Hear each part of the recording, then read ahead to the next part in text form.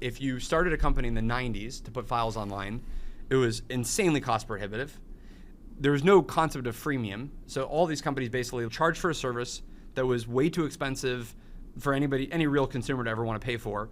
Bandwidth was incredibly slow. In a 5-year period, the whole world had shifted. Cable modems were much more pervasive. Mobile internet was increasingly pervasive. Cost of storage had already gone down by, let's say, 10 or 20x.